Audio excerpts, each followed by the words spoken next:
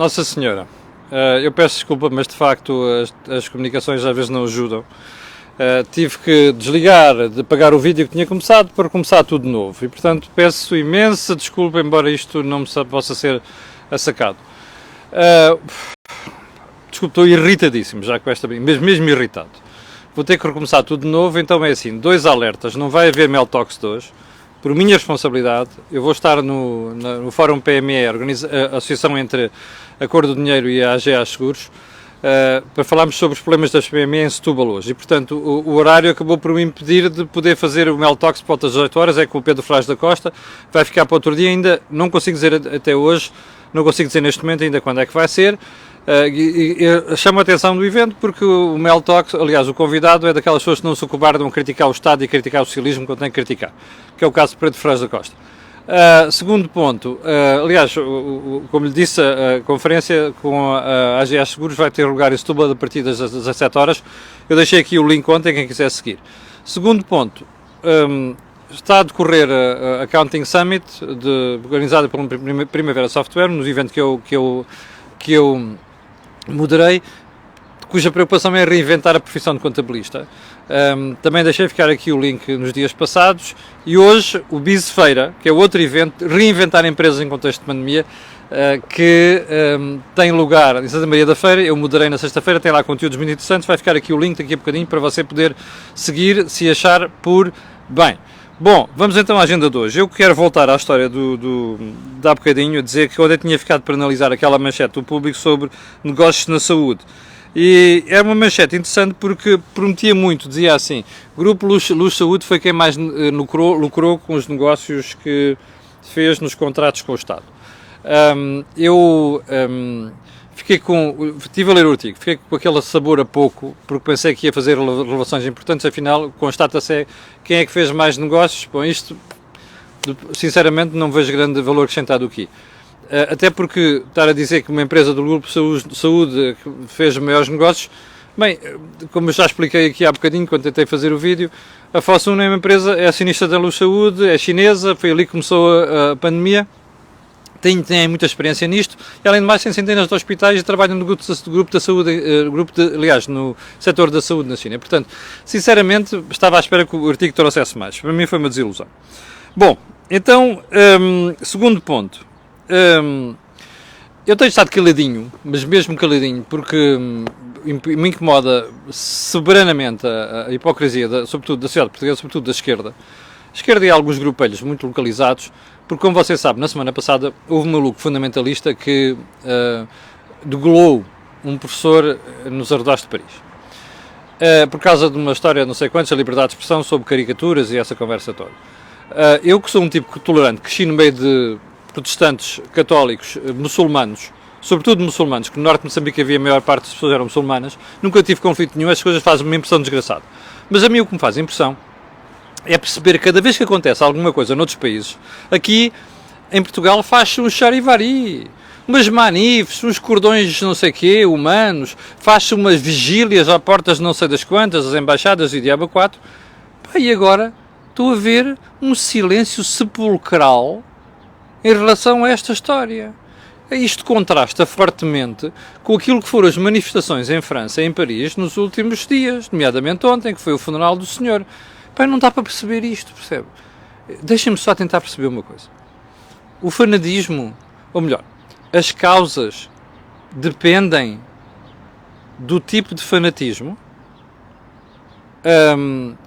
Se for um tipo qualquer com posicionamento ideológico que faz a coisa, nós temos uma reação diferente de que se for uma cena como a que aconteceu.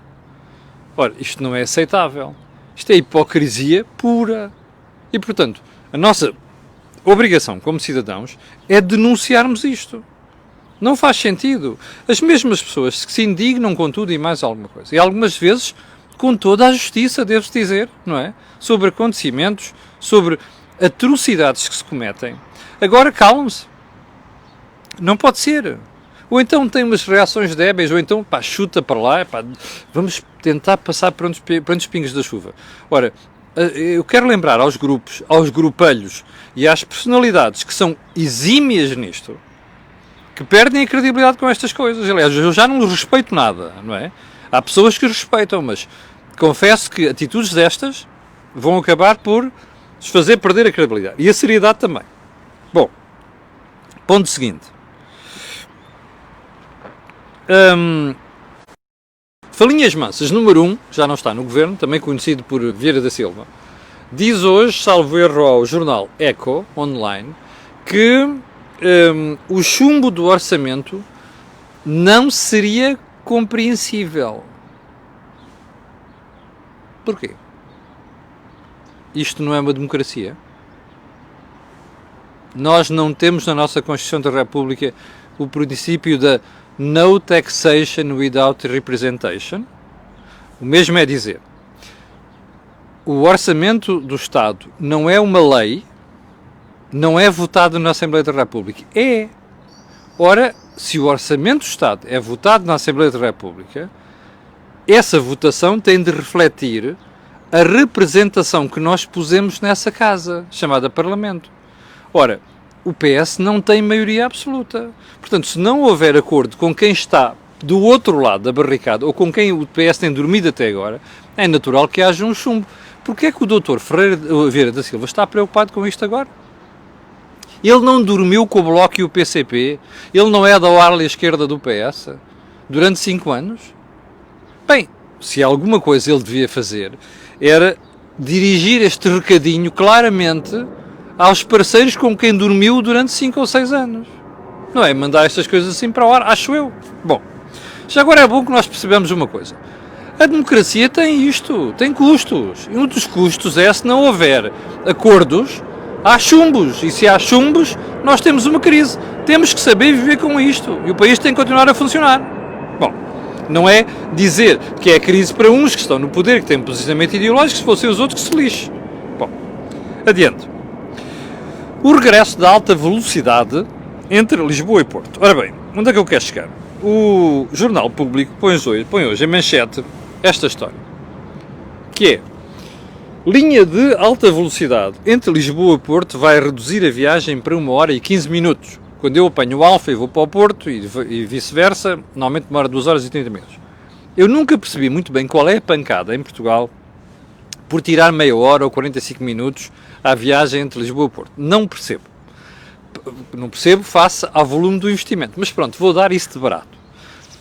Só me preocupa mesmo é a ligação alta velocidade entre Portugal e a Europa. Isso sim, isso tem que acontecer. E sobretudo por causa das mercadorias. Bem, mas vamos lá ao assunto.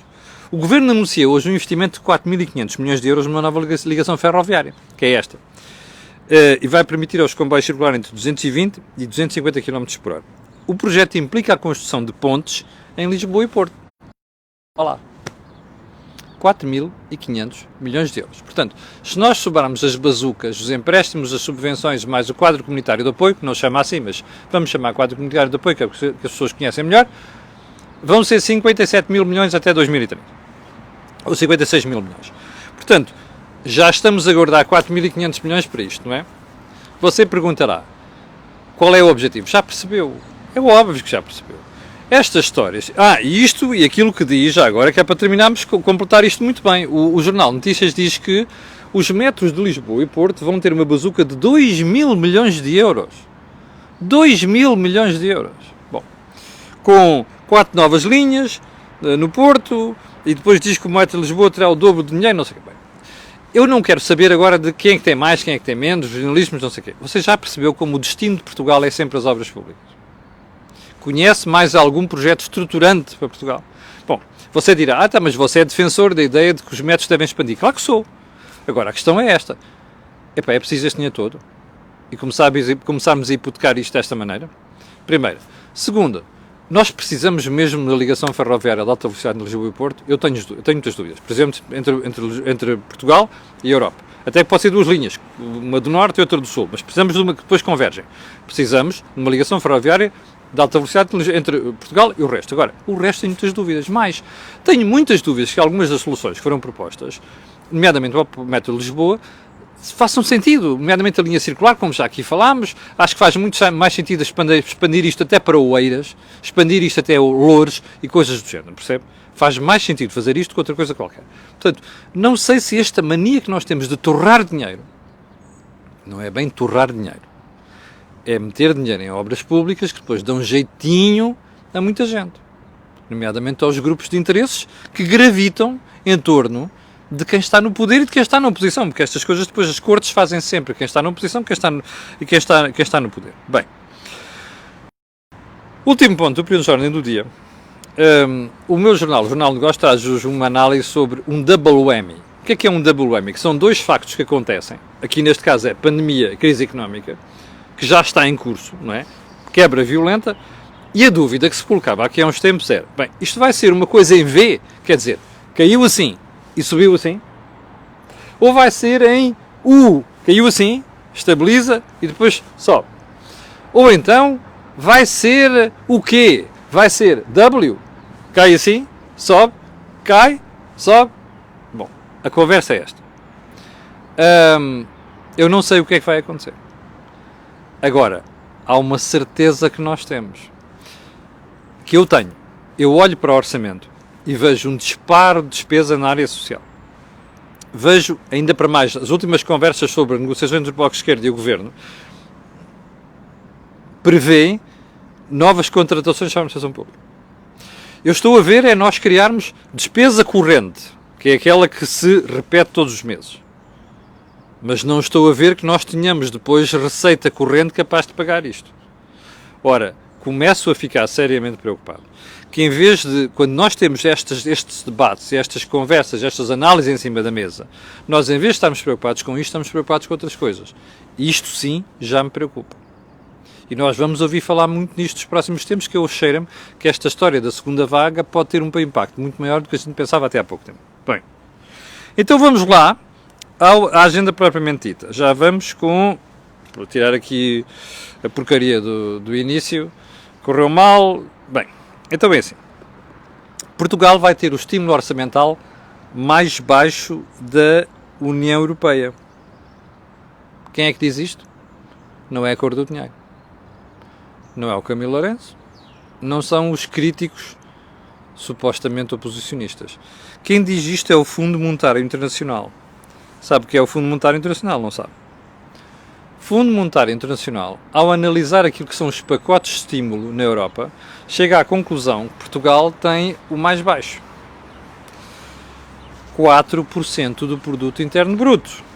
Se você for olhar para outros países da União, particularmente a zona euro, vai chegar à conclusão que nem a Espanha faz isto.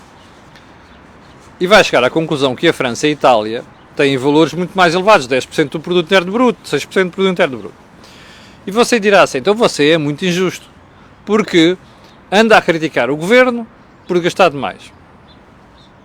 Ainda não percebeu? Eu vou-lhe explicar.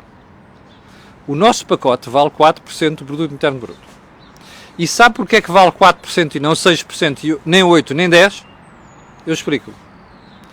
Porque o governo não tem dinheiro. Ou melhor, vou refazer. Porque Portugal não tem dinheiro. Agora você dirá, não tem dinheiro porquê? Porque a dívida é monstra já, percebe? Porque já cresceu nos últimos meses. E porque vai crescer ainda mais, como se diz nas beiras, crescer. Ora, há gente que em Bruxelas, assim, tapa aí o microfone, ouve lá, tem juízo, hein? A tua dívida já vale 135% do produto interno bruto. Bom, mais. De rating, nas conversas privadas com o governo, há duas, eu já soube da conversa, duas delas com o governo, estão a avisar. Vocês tenham cuidado com a vossa dívida. Vá lá. Como é que isto se coaduna com a treta que lhe contaram nos últimos anos? Sobre, resolvemos o problema das finanças públicas, está tudo bem. Está. Pois vamos à prova do algodão, também conhecida por prova dos novos em português corrente, e descobrimos estas marmeladas. Afinal, o estímulo é só 4% do produto interno bruto. porreiro, pá. Você desse lado, que votou nesta marmelada, deve estar felicíssimo da vida, não é? Contaram-lhe uma história, não foi? Sabe qual é o problema da esquerda? É que bate sempre com as fuças na parede, percebe? E depois, quando bate com as fuças na parede, fica com o nariz borrachado, que é para não dizer a cara toda, que é o que está a acontecer. Está a ver? Adoro quando a malta bate com a cabeça na parede. Fartamos de desavisar, percebe? Vêm com tretas. Sabe qual é o problema disto? Eu vou-lhe dizer. Nós devíamos ter passado os últimos 5 anos a reduzir mais agressivamente a dívida, em vez de distribuir o que nós não temos, que foi aquilo que o Governo fez. É aquilo que o Bloco sabe fazer. É aquilo que o PS sabe fazer. E é aquilo que o PCP sabe fazer. Distribuir o que não se tem. Quando se distribui o que não se tem, paga-se em dívida, que é o que nos está a acontecer e vai continuar a acontecer e vai aumentar ainda mais. Percebe? É este o problema. Portanto, não se esqueça, você votou nisto, ok? Apanhei-o. Bom, segundo ponto. O PSD decidiu finalmente que chumba o orçamento. E a pergunta que eu tenho para fazer é, faz bem? Faz. Olha, e vou-lhe dizer uma coisa. Eu que sou um crítico de Rui Rio, acho que ele ontem esteve muitíssimo bem. Porque, primeiro, esteve muitíssimo bem anunciar. Já devia ter anunciado, como você sabe, eu já tinha definido isso aqui, mas Rui Rio deu a justificação que me parece certa, que é assim, espera aí, nós chumbamos por uma razão muito simples. Até sabemos que há a história da presença europeia, não sei das quantas, mas não foi o primeiro-ministro que disse que no dia em que tivesse de recorrer à direita para aprovar no Orçamento de Estado do Governo acabava. Ele disse isto há poucas semanas ao Expresso. Não foi? Então, se é assim, porque é que nós vamos votar a favor ou abster? Não! Ele que governe com a esquerda. Eu acho isto lindamente... Só estou maravilhado a imaginar a cena no Palácio de Belém ontem. Deve ter sido das boas. O Marcelo deve ter atirado ao ar, esperneado por todo o lado, chamar nomes a toda a gente. Mas olha, é mesmo assim.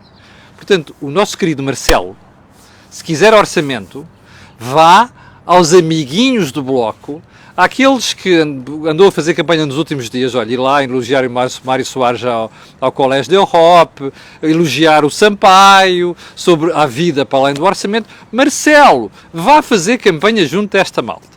Olha, deste pessoal do PS, do pessoal do Bloco de Esquerda, do pessoal do PCP, faça campanha junto deles. Porque o orçamento tem que ser aprovado é por esta malta, não é pela direita. Ponto final. Bem, o Bloco, mudando de assunto, mas estando mesmo ainda no orçamento, continua a dizer que as cedências do PS não chegam. Então estamos a falar, vou dizer, 3 coisas essencialmente. Apoios sociais, porque o Bloco odeia aquela coisa chamada condição de recursos. Sabe o que é quer dizer condição de recursos? É você provar que precisa de um subsídio. Isto é estimular a chulice. Desculpe uma expressão. Não faço nada, eu vou lá e digo que quero e ponto final. É o que isto quer dizer. Acabar com a condição de recursos. Bom, segundo ponto. Eu não tenho medo de chamar os bois pelos nomes. O Bloco estimula a chulice. Pronto. E não é só, mas também. Novo banco. Então aqui é que eu acho que o Bloco vai bater mesmo com o nariz na parede. Percebe? Porque está a ver aquela gente que diz assim, está mau tempo, está ondulação, e atira-se ao mar, percebe? E depois está a rascar a nadar, que é o que o Bloco está neste, está a rascar a nadar. E quer voltar para trás, já não vai voltar para trás sozinho. É preciso ir lá buscar. Eu, se fosse o PS, deixava o Bloco a nadar sozinho. Percebe? Que é o que o Bloco merece. Sabe porquê? O Bloco assinou por baixo, porque dormia com o PS, o contrato de venda do novo banco. E agora o Primeiro-Ministro, que disse que governava com a esquerda, anda aos pinotes a ver se inventa. Já te expliquei aqui, não inventa nada, porque aquilo vai ao déficit, percebe? Uma parte vai sair mesmo no déficit, o resto vai ao déficit também, e você vai pagar isto. Está a perceber? Portanto, estão-lhe a mentir. Está a mentir o Primeiro-Ministro, está a mentir a Catarina, está a mentir o Jerónimo e a Companhia Limitada. Bom, mas o Bloco continua a insistir que não pode haver apoio aqui. Eu garanto-lhe uma coisa. Não vão poder faltar ao compromisso com investidores internacionais com quem assinaram um contrato. E vão se lixar com isto. E eu, vou estar aqui a rir. Percebe? Bom, este é um dos pontos. Mas falta outro ponto. E qual é o outro ponto? A lei laboral. Porque lá está outra pancada do Bloco do PCP. Querem mexer naquilo, arrasar tudo o que a Troika fez. Bom, eu acho sinceramente aqui até vai haver cedências. Percebe? Há uma coisa que lhe vou dizer. Quando nós tivermos o aumento do desemprego estrutural nos próximos tempos, não se esqueça de quem é a responsabilidade. é que normalmente a esquerda faz a porcaria toda e depois deixa para a direita tapar. Eu só espero que depois esta malta seja responsabilizada por aquilo que está a fazer. Ponto seguinte. Já percebeu que naturalmente a divergência maior é a lei laboral. Porquê? Porque Bruxelas anda a avisar Portugal. Aliás, há um conflito também na lei laboral entre Bruxelas e a Comissão Europeia e Lisboa. E isso vai ficar evidente nas próximas semanas, ok? Vai ficar evidente se o Governo pisar o risco. Mas vou-lhe dizer mais. O PS sabe que não pode mexer em algumas conquistas que foram feitas com a Troika. Até porque, olha, é difícil fazer, só se fizeram por causa da Troika. Voltar atrás agora era um problema para a economia. Bem, ponto seguinte. Meu Deus, quanto tempo é que já vamos? Eu perdi a conta, sinceramente, com aquela porcaria inicial. Portanto, imagino que vamos perto dos 20 minutos. Tenho aqui uma grande conclusão para si, para o programa de hoje, que é assim. Sabe que o Banco de Fomento, aquela coisa que toda a gente não olhar como um milagre, que não vai ser milagre porra nenhuma, desculpe-me a expressão, ok? O Banco de Fomento vai começar a sua atividade, deixe-me contar-lhe, que é para não faltar aqui, não faltar à verdade, ok? Vai iniciar a sua atividade no dia 3 de novembro. Sabe que o Banco de Fomento ainda não tem administração? Sabe, não? Eu vou repetir. O Banco de Fomento, que vai surgir da fusão entre Sociedade Portuguesa de Garantia Mútua, Instituição Financeira de Desenvolvimento e PME Investimentos, das três entidades. Há uma consultora que está a tratar da administração. O banco vai começar a atividade sem uma administração. Sabe porquê? Porque o Governo está entretido com Jobs for the Boys. Já sabe que algumas pessoas vão para lá. Um deles, devemos falar disso com calma, que é para você perceber como é que a mediocridade e a incompetência são premiadas em Portugal. Mas, fixe isto. Vai-se começar a atividade sem administração porque a malta está preocupada com os Jobs for the Boys. Welcome! You are in Portugal. E com este You are in Portugal me despeço hoje. Quero agradecer a vossa paciência. Quero dizer que pedi desculpa novamente por não haver Mel Talks hoje, mas agora para digerir bem o que disse o Luís Valadares Tavares na segunda-feira. E quero dizer-lhe que amanhã, às 8 da manhã, eu estarei aqui para lhe atazanar o juízo com estas coisas, ok? Olha, obrigado, com licença, às 6.700 pessoas que estão à direita, a quem eu quero pedir estas e outras para colocarem um gosto e fazer partilha nas redes sociais, e também já sabe porquê. É que aquilo que houve aqui não houve mais sítio nenhum. Obrigado então e até amanhã às 8.